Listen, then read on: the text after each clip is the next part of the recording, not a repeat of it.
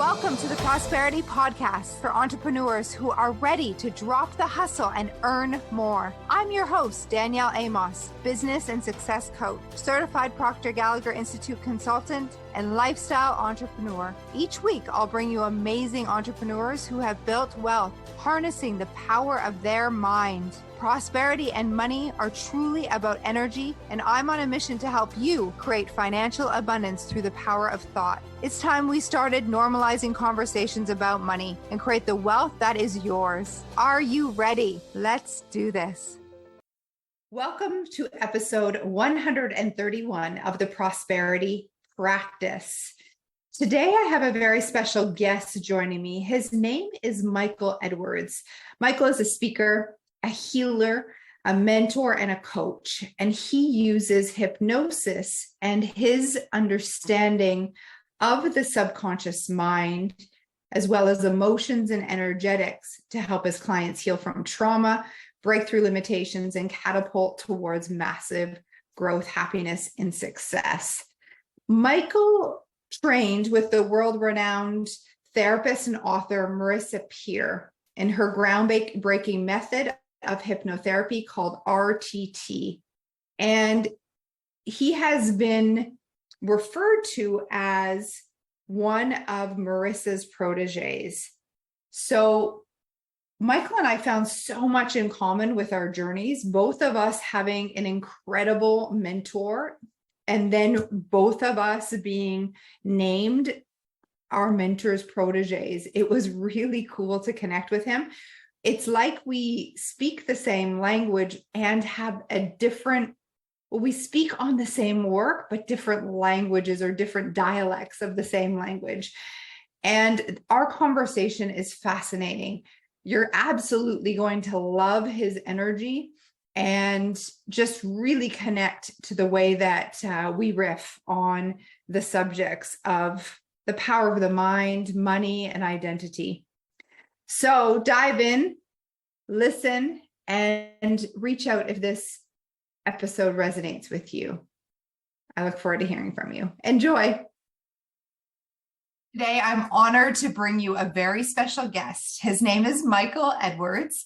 And today we're just going to riff. We're going to talk about money, wealth, healing, and really whatever comes up. So I met Michael in a recent, it was called Matrix. It was a mastermind that we were both in. And you're going to love his energy. Immediately, I was attracted to his positive energy, his smile, his heart. And I'm honored to bring you on today. So tell us, Michael, tell everyone who's listening what you do and how long you've been doing, a little bit about your story. Yeah, so it's so funny because I feel like it's so difficult to explain what I do. And I just had that mirrored back to me actually from another one of our Matrix peers yesterday. She had a session and we were doing the check-in and she kind of said to me, she was like, I was not prepared. She was like, I just signed up because everyone loves you. And then she was like, I was not prepared for how deep it was, how emotional it was. She was like, I came down and my assistant and my husband were there. And she was just like, I'm not ready to talk. And so I'll tell you, but I also just want to emphasize that it's like so deep and it's such an experiential thing that it is hard to explain. But I'm a hypnotist. I trained as a hypnotherapist with Marissa Peer, and I'm a coach. And I help people recode beliefs, experience deep emotional healing and release, and do identity work, but the kind of identity work that you can only access when you're not up in your conscious mind. So kind of everything that I do is about going really, really deep and moving really, really quickly. But I love it. So you're speaking my language with identity. I know. I was looking at some of your stuff before I came in and I was like, ooh, there's some serious alignment here. So I'm so excited to chat with you about it.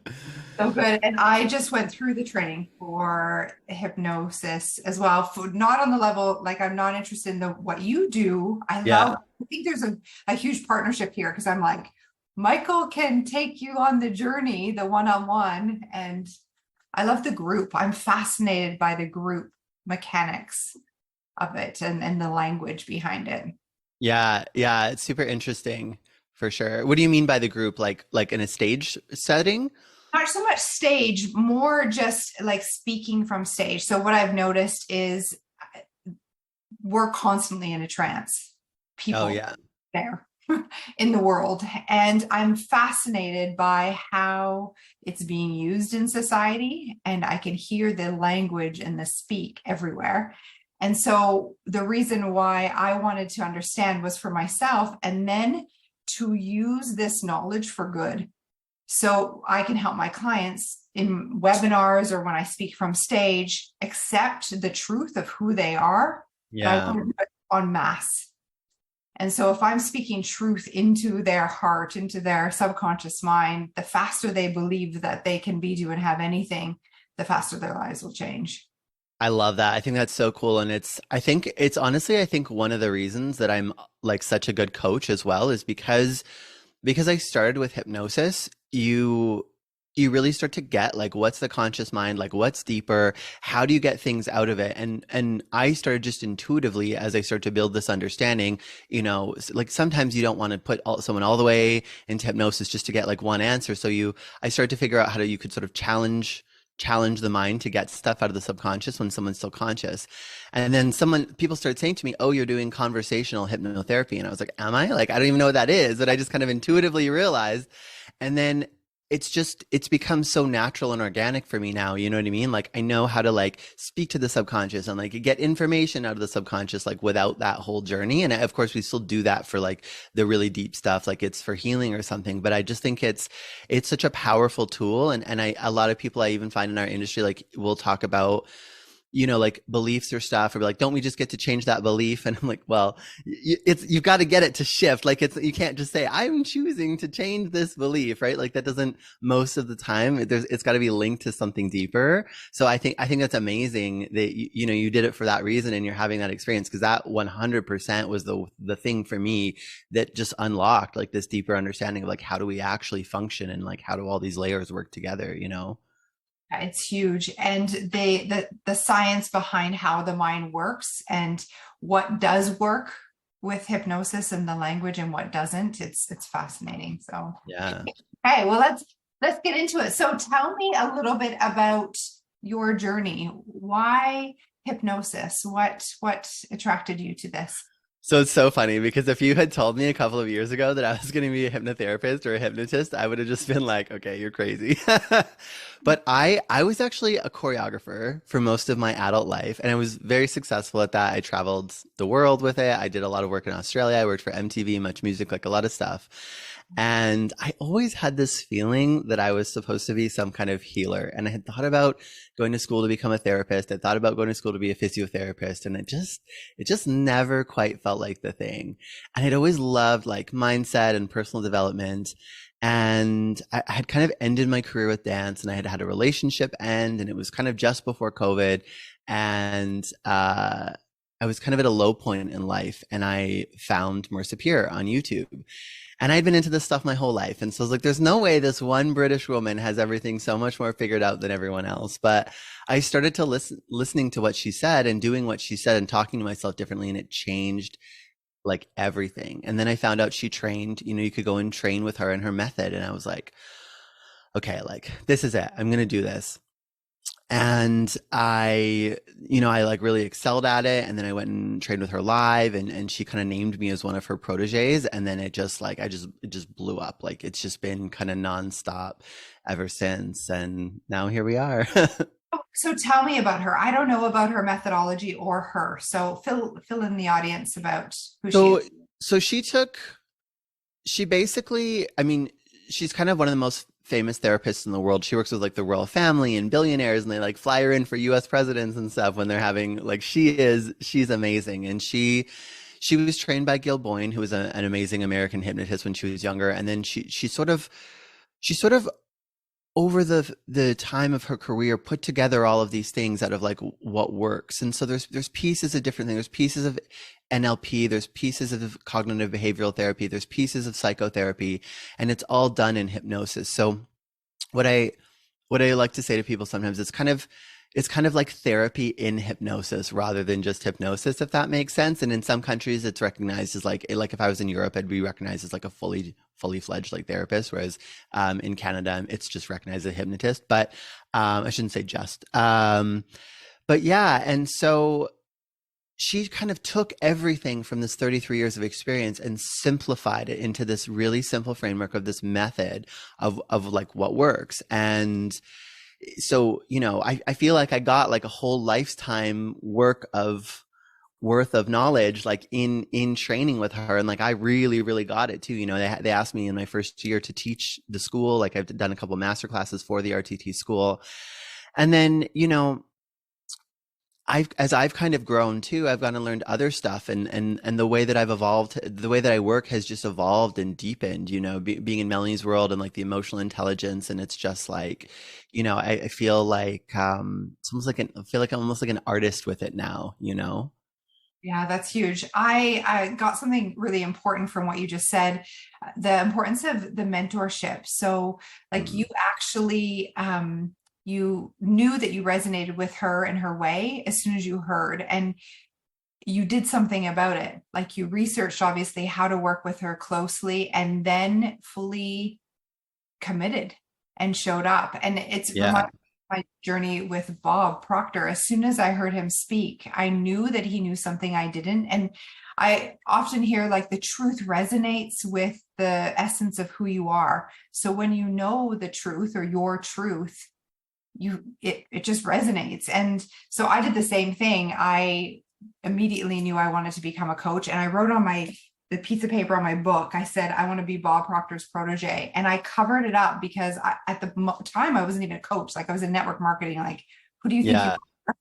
He's got all of these people that work with him, right? And I did the same thing, and I dedicated time, and I knew that I'd be mentored by him directly. And I had this vision of working with him in his house, and all of that happened. And I was also teaching with the Proctor Gallagher Institute. So it's so cool. There's so much alignment here.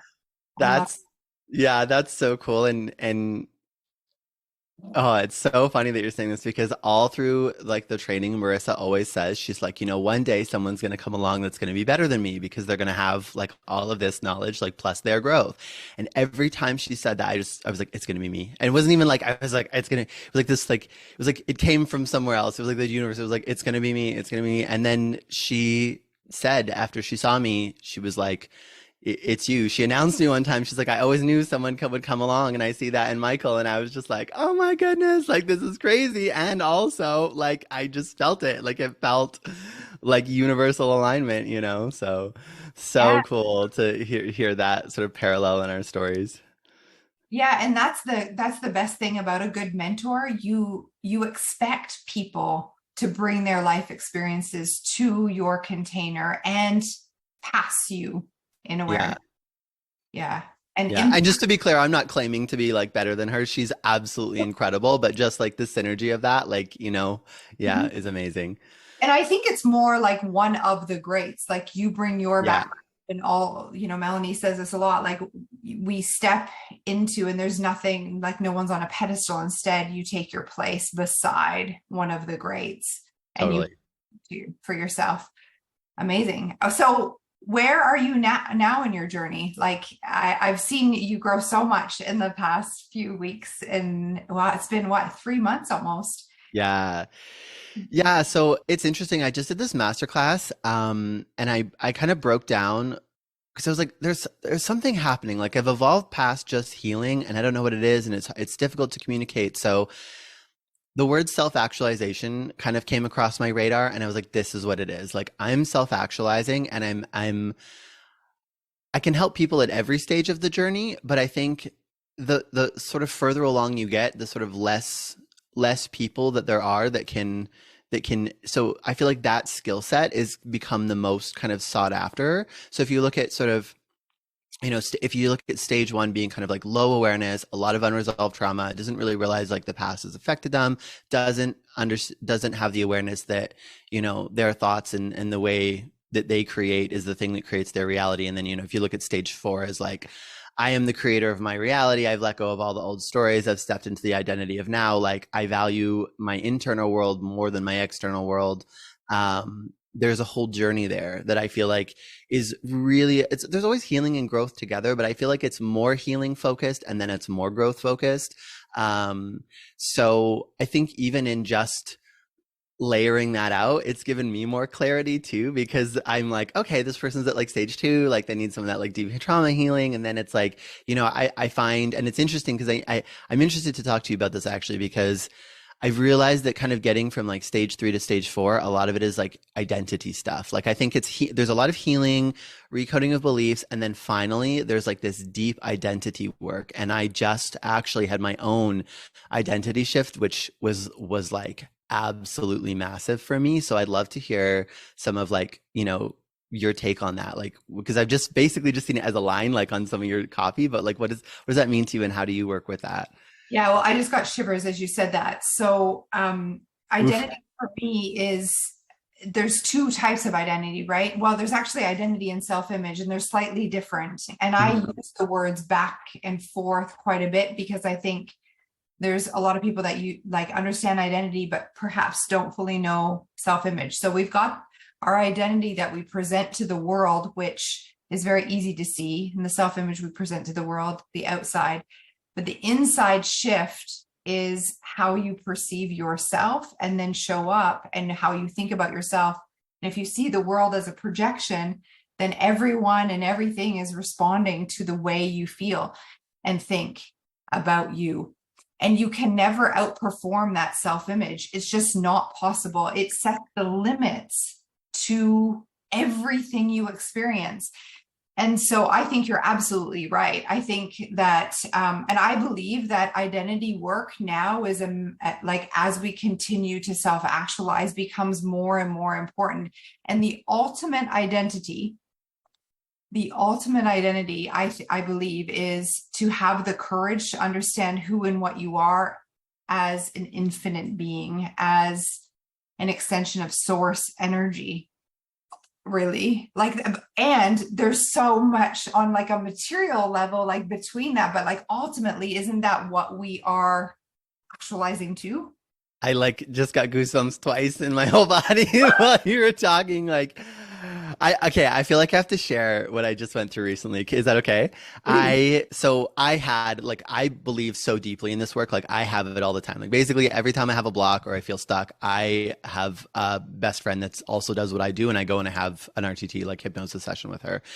And so I had this session, and it was about I I guess it was kind of about money, but it was really about like the feeling of like it's going to end. Like it was just like I've had so much evidence now of the success that it's ridiculous that I have this feeling that's kind of like it's not going to work. It still might all fall apart, right? Like I'm doing like mid, 5-figure months. Like it's ridiculous. Like we're in the realm now of a lot. And I'm still having this like, oh, what if it doesn't work kind of feeling, not consciously, but it's like coming up.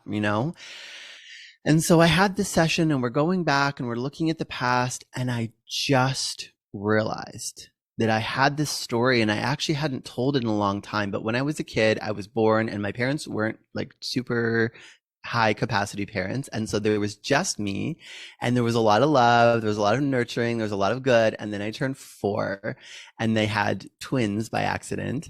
And that was it. And there was like no more harmony in our house. It was like I was forgotten. And I had this story like it almost felt like, and this is the thing too, is like we talk about it in language, but it's so deep, it's stuff that we've never given language to. And so the only way I can describe it is it felt like I was like the little broken boy who like almost got to have. It's like I almost got to have the love, I almost got to have the family, I almost got to have all the good stuff, and then it came crashing down.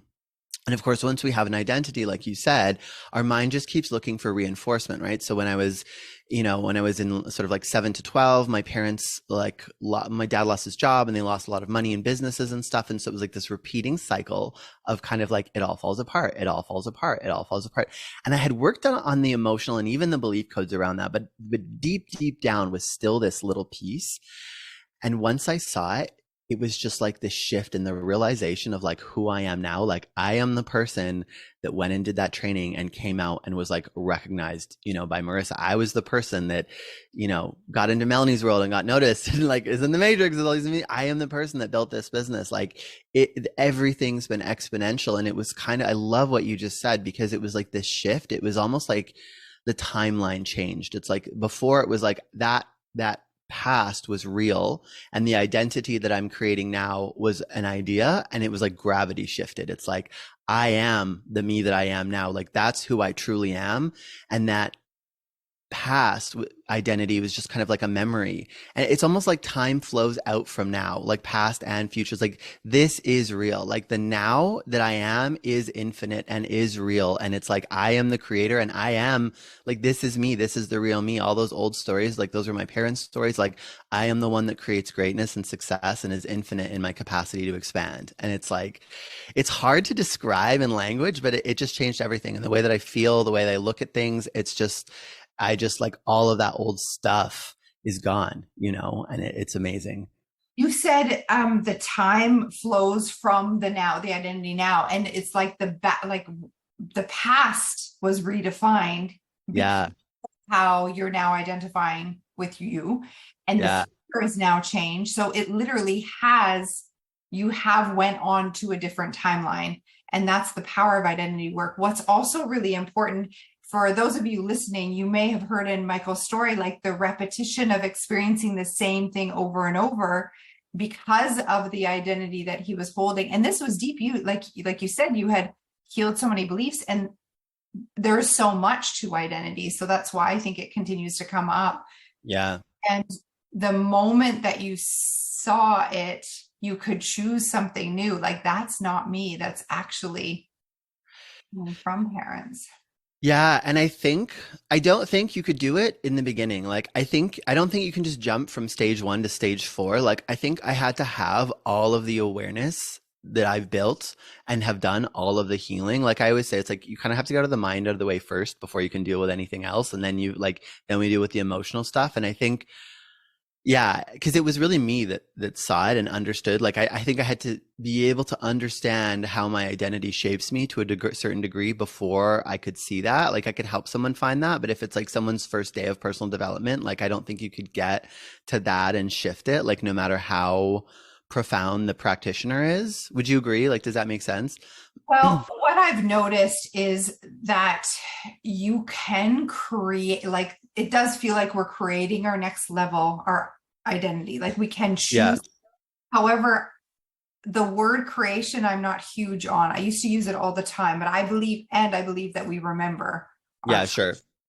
right? So, and the exercise can be one where it's very much like a conscious exercise in the beginning, where you're Yeah. writing what you desire and understanding that the desires are coming from your inner being, or like a part of you that knows your truth. If you're fully relaxed, and that's something that we can help them through, is relax to get that access Yeah. that information. So I do believe that they can create that and then step into it as a conscious exercise. That's something that I teach through embodiment. So my husband's an actor, so I use a lot of the acting, like how he gets into a character to help a client. So it very much is like act as if. However, it's super powerful, because what happens when you start acting in your thoughts, feelings, and actions, and they're all in the Yeah. line from the goal achieved, then what comes to the surface are the limiting beliefs that need to be healed. But you've got to be conscious. So you need help. It's not something that, like, that's where you need a mentor, you need a coach, Yeah. you need a healer to help you then process it. Because I believe it's coming because it's time to release it. So it's almost like the opposite way. Both are effective. Can you see how that could work? Yeah, totally. And I think that's what I'm saying too, is like I had done all of that work. And so it was like I feel like all of that built up to this huge, deep, profound shift. Um and that's something I really believe is like that all of it is important, right? It's like there's all of these different pieces. It's not like, oh, the subconscious is everything and we just forget about the conscious mind, right? Because like it all works together, right? There's an intentional part of it and there's a deep part of it, and there's like and yeah, so I love what you're saying. I feel like yeah, I feel like we've got to be it on so many levels before we become it. Yeah. And that's everything, is the beingness. So like let's break that down. What does that actually mean for you? Because people can hear it all the time, but they're like, well, am I not just being it now? I know I talk about this so often because it is the thing, right? It's like you can go on social media and find any cute little account that like reposts all of this kind of philosophical wisdom, but I think the people that are actually embodying it and have are living it and have understood it is so different. But I think it absolutely starts with what you say, you'll find people that have never actually thought about what they like. What do you actually want? It's like a lot of people have a problem in front of them. It's like I have anxiety, and if I could just not have anxiety. Well, I can tell you from experience, like once you get rid of anxiety, people start to want other things. So, and part of the solution from not having the problem is to get clear on what you want, right? Because it's like, okay, I have this thing, this problem, and so all my attention is on the problem. So my whole experience is the problem. So part of making the problem not your whole experience is actually focusing more on what you want. That's not the problem. That's like, isn't that the first question of everything is like, Bob used to what, yell at us, he's like, what do you want? what? Yeah. Come on. Yeah. And then like you said, it's like, okay, if I was this person and I had this thing and I was moving towards this, like how would I think? How would I feel? How would I act? Then, I think you find a modality and a mentor that like resonates with you, like whether it's energy work or like one of us or just like there's so many things, right? And you start to do like the deeper stuff and then you see some shifts and then you embody it a little bit more. And I think like kind of like you said, I think being triggered at first is not fun. But as you grow more into it and you're like, oh, trigger growth, trigger growth, trigger growth. Then you're like, okay, like trigger me, trigger me, trigger me. Like, where's the growth? What comes next? Right? It's like, come at me. Oh my gosh. Last year, I actually experienced that at the beginning of the year. In the other mastermind I'm with, Melanie, she said, like, be bold enough to ask for what you want, but be okay with holding the flip side. So I was like, I'm good with the flip side. Bring it to me, bring it to me. And I was like, oh, am I actually okay with all of it? Like the obstacles, the problem, the triggers, all of it. So. Yeah, but so I'd be curious to hear your experience. This is so great. I so rarely get to have a conversation at this kind of like this frequency, so I love it. But like, do you find that you have so much awareness now that you can like start sorting things out at the moment you become aware of them? Yeah, absolutely. And it really has taken something to slow down, to be consciously aware, and to like, it's almost this experience I explain with my clients. It's like my ability, and you may find this as well, like, it's like I'm watching myself. Like I take a birth view. And so I'm no longer the thinker. I'm the observer of the thinker, the one that's experiencing this. And then I choose often response versus reaction. Now I understand that we can't always be in our conscious mind to like understand it. So that's why I think the deep subconscious work is so important, because you want the ability to operate as this person to be habitual, right? Because that would be exhausting the other way. And that happens. So when a big thing happens or I'm triggered, like that's my sign to change my perspective, change my perception, so I can have a bird's eye view. Yeah, I love what you just said. And I think something that's changed for me as well is like, especially when I first learned hypnosis, it was like the idea was basically kind of like wake people up, reprogram them, and put them back to sleep. I'm saying that when we're in our conscious mind, we're asleep, because really that's the way I see it. So it was like wake people up, reprogram them, put them back to sleep, right? So we can run the programs. But then it's kind of like being in Melanie's world. It's like, oh, we can actually be more like, I already had I feel like being the observer of your own thoughts. Okay, that's like definitely a piece of it. But then there's this piece too about being connected to the emotion all the time, because the subconscious is the emotional experiential mind. So if you can become more aware of your emotion, and I really believe that we experience our emotions through the lens of our body. So if I can be more connected to my body, not so up in my head, but connected to my body, connected to the whole experience that I'm having as a being in each moment as it passes, I actually find that I'm able to be more conscious and less a set of programs, which I've also found to be amazing. That's huge. Neville Goddard, if you read any of his work, he talks about how feeling's a secret, and to like your body is constantly telling you what's happening. So if you allow, have you read Feeling is a Secret? No, I've never heard that, but like this is literally what I live and believe. So I'm so excited that you just like that's what I like. I almost feel like too, there's like this other piece of it. It was like I feel like I've achieved a state of being that's like very different than was what was, you know? And I feel like I'm like just tapping in to starting to share that. But it's like it's exactly what you said. It's like the feelings and experiencing them through, and you have to clear them too, right? Because it's like if every feeling takes you back to a response that was programmed when you were 7, so you like anger is a temper tantrum, sadness is a breakdown, you know, like whatever, like you can't really do that. So there has to be a process of healing and integration before you can get to the point where you're like, okay, my feelings leave me, right? Because they've got to sort of be like clear feelings. Yeah, I was just thinking that I got this image as you were talking of having like feelings moving to like through you. And in order to do that, there can't be any blocks in the nervous system. And so we're Yeah. really clearing that so that we're that clean vessel for the feelings. What when I say have the feelings move through you, explain what that or like I'd love for you to riff on that. Like what does that mean to you as feelings, like allowing them, maybe is a better word. So like, first of all, I love that you said trapped in the nervous system because I think it's why all these incredible modalities with like somatic experiencing are so powerful for feeling. And something that I really see because I get to work with people at all these different stages of their journey is like you can tell what work someone's done. So someone that's done a ton of somatic healing and emotional release will tap into these like scenes and memories from the past, and there won't be as intense of emotional release because it'll be cleared. And so you'll be doing more belief code stuff and identity work. Whereas someone who's like never dealt with it and has like this stuff from the past, you'll tap in and they will just like erupt in emotion. And it's like you've been holding that in your nervous system. Once I would have thought this sounded so woo woo, but that's as I see it every day, right? It's like you've been holding this pain. I had someone the other day who was like, you know, her mom rejected her when she was a baby, and then it continued, and it was like the pain of that was like trapped in her nervous system, and it was just like some people even shake. You know, it's such a release. So I think there's that, like there's the clearing of like the charge, let's call it, that's in your nervous system. And then I like to think about it like updating. It's like I think a lot of people, particularly that only look at this through the mind, it's like the solution is to avoid. Anger makes me act this way, so let me do all of these things to avoid anger.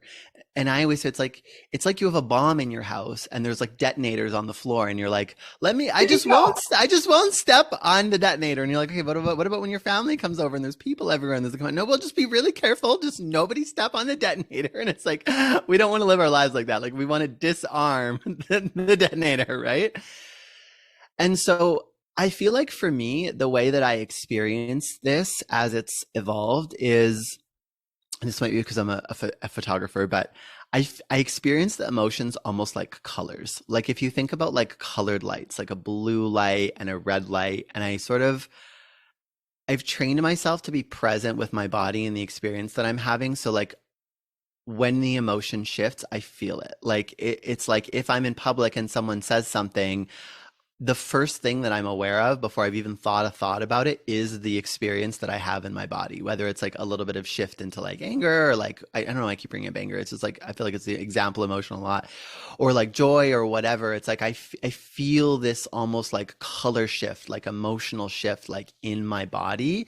And then I'm aware of the experience that comes with that. And I think like we've been talking about, you know, as things get triggered, you become aware like, oh, that emotion's not clear. And as I've deepened this work, and this is really kind of like where I've started to like create my own work, is I think there's a lot about where emotions intersect as well. So it's like, okay, we've cleared this, we've cleared that, but what about like now when this and this intersect? And that's been a really interesting thing. And so I had this situation recently with someone, and I thought I was upset, and I thought it was anger, and I was like, you know, there's always hurt behind anger. You got to find the hurt. You got to find the hurt. And I was like, I can't find the hurt. And I was like, what is it? And I was like, it's not anger, it's rage. And then I was like, it's rage about what? And then it was like, it's this feeling of not being safe. And then I just was like immediately back at this is obviously with all the awareness that I have, back at this scene when I was, I don't know, like 7 years old at a babysitter, and these mean kids were threatening me, and I got really like rage to protect myself. And so there's this emotional code. Rage in the face of feeling unsafe makes you safe. And the second that I was aware of that, I was just able to pull those apart and recode that and be like, okay, I, as the conscious adult man, don't need rage to protect me from this refund. You know what I mean? And it was like immediate. But again, I think it's a huge journey to get to that level of awareness where you can just kind of like pull things apart like that. But I imagine that's kind of sort of what it's like for you too. Yeah, that's great. I really want to go back to something that you said. Okay. We'll come back to this. You mentioned feelings being colors. Have you ever had Kirlian photography done? No. Okay, so I feel like this would be so exciting. I know. I feel like I'm a baby and you're telling me about all this stuff. I love it.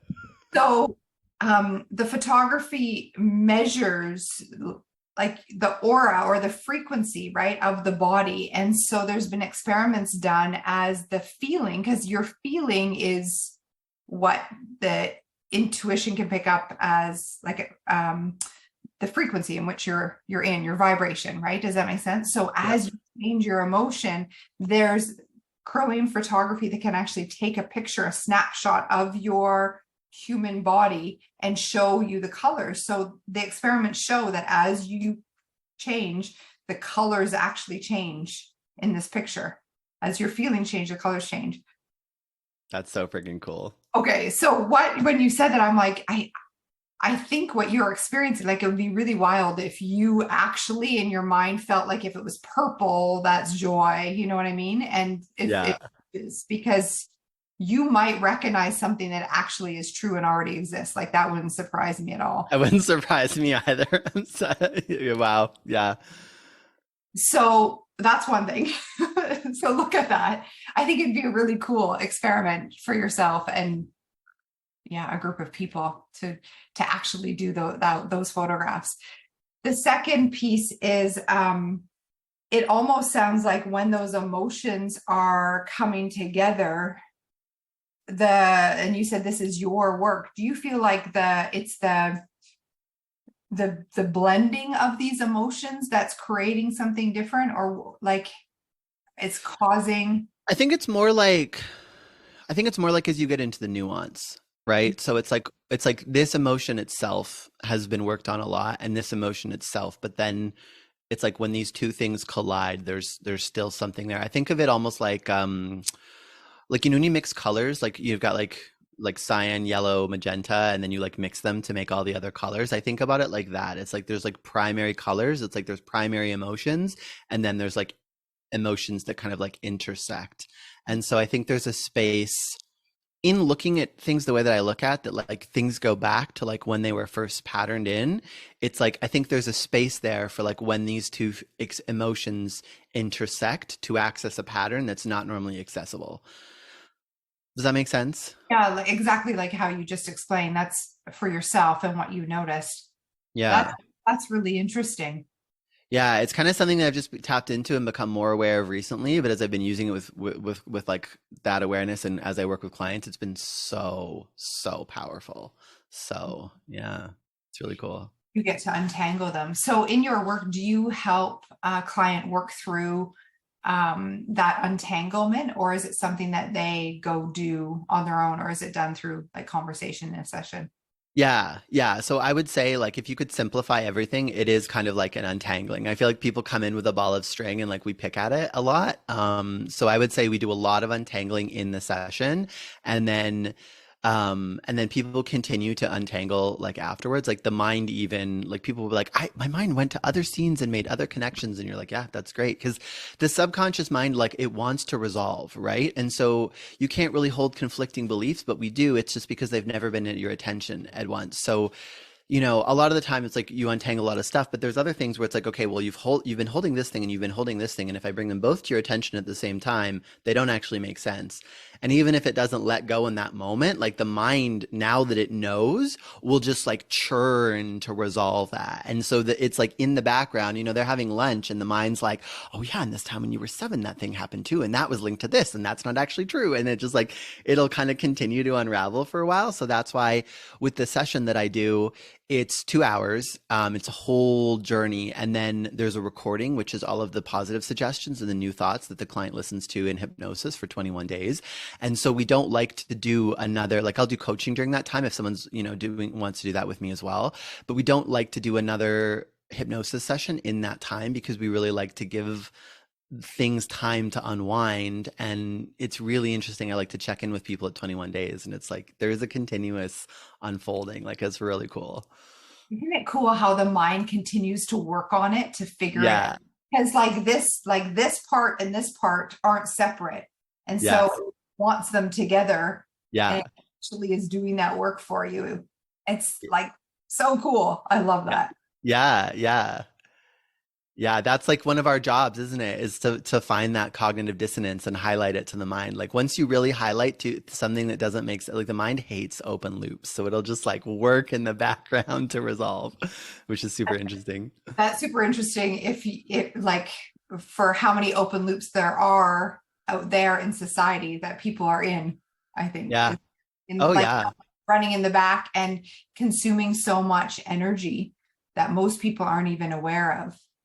Yeah, because whatever you feel, your mind tries to validate, right? So it's like this is the whole thing with story, and you can hear people reach for a story. It's like people have a feeling or a thing, and then but they want to tell you why it's okay that they feel what they feel, right? So some people have built like this entire, it's like a Game of Thrones, like this entire like 10 novel arc about why things are the way that they are because they've got this stuff that's like their core operating that they've got to protect. But once you start picking at it, you're kind of like, oh, this actually all falls down. So, and the thing is, this is the thing too, is like, I didn't understand, I never really got before I do what I do now, the whole thing about therapy and childhood. It was like, my childhood, whatever. But it's like, no.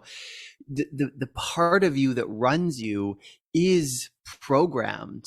Like we're basically on download until we're 7. That's why kids learn so fast. It's like we kind of teach kids English, but they also just kind of learn it. We download everything, and so we download our parents' patterns, their programs, their beliefs. Like we make things mean things. Sometimes it's not all about like this deep trauma, like someone abused me. Like sometimes it's like my aunt laughed at something that I said in front of the whole family at Christmas, and I made the meaning I'm stupid or I'm not smart enough or I'm different or everybody laughs at me. And that like went in, that was like a core program. And then the mind goes, once it has that, it works to make it real, and it looks for proof. So you're trying to make reality fit the model that's in your head. And every time there's evidence, so it's like, oh, now you're in high school and you're walking down the hall and some girls are giggling to themselves. Oh, they must be laughing at me. They might not even be aware that you were there, but because your mind has this model that it's trying to prove, it finds proof everywhere. The mind loves evidence. Has to So be part of right. Yeah. Right. So the part of the job is kind of being like a barrister or a lawyer and coming in and being like, okay, mind, you've presented your case, but what about like this and this and this and this? And that's often the first thing that like sort of shakes that ground that lets you get in deeper. So, yeah. I love that. And when you were talking about the programming that we experience as kids, I often talk about the things that happened all the time that are your parents' paradigm and their beliefs. It's as simple as, well, do you want those? Like, Yeah. do you want to continue to live that way?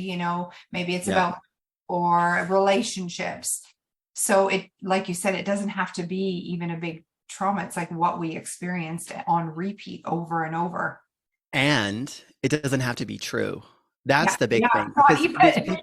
people go back and like, no, my parents were good. They did. It's like, it doesn't matter if what you interpreted was actually what was happening. It just matters that you interpreted it. Like what was real to your child's mind is the way you felt in that situation. It could have been like, I'll give you an example. People will go back to things like, oh, well, my mom was like doing the dishwasher and she was like screaming and yelling at us and I felt unloved. I felt like I annoy her. I feel like she doesn't want me. And it's like, is that true? No, she was a single mom and my dad never helped out.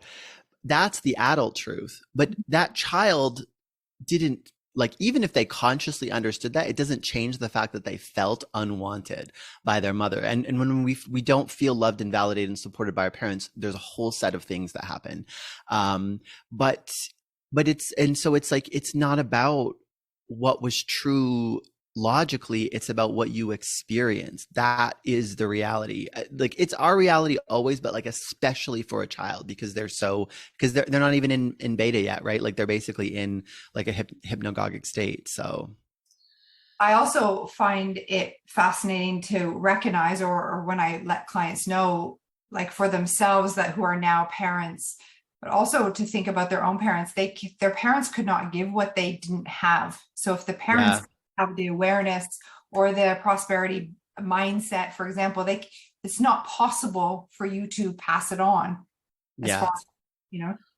I love that. And it's interesting because when I broke down the self-actualization for the masterclass, that's something that I looked at. And like, I thought stage one is like no awareness that you have stuff from your parents. And I said stage two is a lot of time anger. Like, when people start to be aware, like a lot of times the response is being angry with their parents. And I feel like in stage three, we start to really work on forgiveness, like forgiving, like understanding kind of what you're saying. And I think stage four is like this level of awareness where it's like, it's not even them. You look at it like something that moved through them. And so it's like, how could you blame them if it wasn't them? It was just like this belief or this darkness or this limitation that just like moved through the family line, but it stopped with you. And it's like, you don't even have to forgive anymore, because it's like you just see it as separate, which I think is super cool. Totally. And there's no child that gets out without being programmed. Exactly. Or Yeah, you'll have some programming to let go of, release, and change. of And course. isn't it liberating to understand that you can? And it's in fact the process of self-actualization. And Yeah. uh, that's so good. I mean, I think that was like the biggest thing, like for me, that was the shock at this journey. It's like, oh, you can change, like you can transform, but it's very different than kind of like, you can't just use willpower to like decide to be different. I mean, that's like a piece of it, but like there's a lot more. Like, you'll only get so far with that, right? And so I think that was one of the things that set off this journey. Like, when I found Marissa and RTT, it's like, oh, you can like really transform and like fast when you know how. So yeah, I mean, that's the work that we do at its essence, isn't it? So good. Yeah. Collapsing time, quantum leaps. I'm Yeah. all for it. Being completely non-recognizable within a very short period of time. Yeah. And Yeah. because you can, because it's about being better. I think it's just, I think yes, we get to have more and experience more and impact more.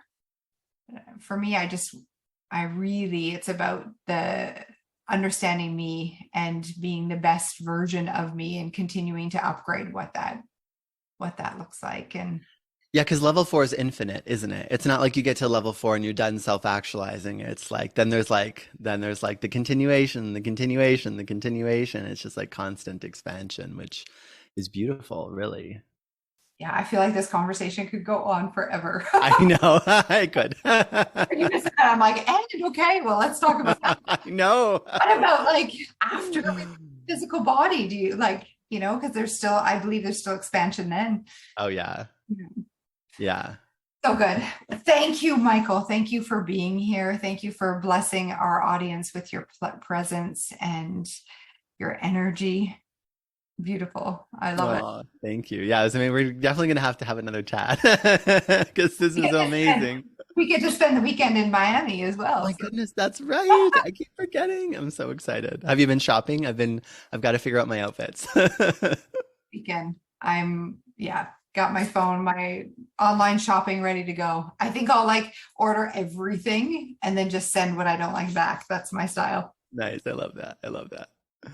So for everyone listening, we'll show you how to connect with Michael. Do you want to share with us your Instagram handle? Yeah. All my stuff is michaeledwards.live to make it really simple. So my Instagram handle, michaeledwards.live, and my website is michaeledwards.live. There's no .com, so it's just all super simple. But yeah, that's how you can find me. That's great. So I encourage you, if this resonated with you or if you have questions, to send us a message, tag us with your ahas, and Yeah. this podcast, help us get this information out to impact others. Thank you so much for being here. It's my absolute honor and pleasure. Thank you so much for having me. Okay, what did you think about that interview and conversation with Michael? I'd love to hear from you. Are you enjoying these interviews? If so, do you have someone that you'd love for me to interview, or perhaps for me to be on their podcast? Send me a link. Send us your comments and your questions. I look forward to hearing from you. Expect abundance.